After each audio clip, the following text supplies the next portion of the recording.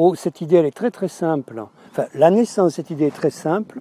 J'ai reçu un message de la part de Philippe Sol, qui est directeur d'école des Beaux-Arts de Sète, qui m'a fait part du projet de François Michaud, un de ses professeurs spécialement de la sculpture.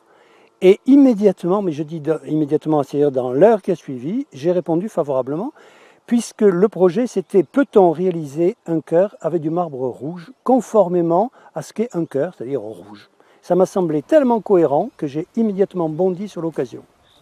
On a commencé le chantier lui-même, je ne vous parle pas de tout ce qui a précédé, hein, c'est-à-dire choisir ce morceau, s'apercevoir que les morceaux qu'on avait choisis précédemment n'étaient pas bons. Bon, on a commencé le chantier exactement le 15 avril. Bon, il y a eu 4 jours à raison de 12 heures de travail par jour, simplement pour dégrossir la pièce. Et il a été posé sur ce socle, on est le 13, il a été posé il y a une semaine. Alors combien de sculpteurs en tout? En tout 5.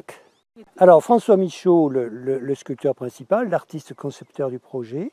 Ensuite Gilles Vitaloni qui vient de l'Isère, ainsi que Jacques Duhaut qui ont surtout travaillé pour dégrossir. Puis Thierry Onneau et de nouveau Jacques Duhaut qui ont travaillé pour le polissage. Et accessoirement, de passage, Éric Corvez qui a travaillé un peu dans tous les secteurs. D'abord, ça représente le chœur qui a été extrait de la montagne, c'est-à-dire de la carrière qui se trouve à 500 mètres à vol d'oiseau. C'est vraiment un caillou totalement informe, en marbre de cône finalement, conformément à ce qu'est un chœur, il est rouge, il y a une cohérence entre la sculpture et ce marbre. Et c'est ce que cette association que je représente recherche, qu'il y ait une cohérence entre les sculptures et ce marbre rouge. Et ce n'est pas du tout évident.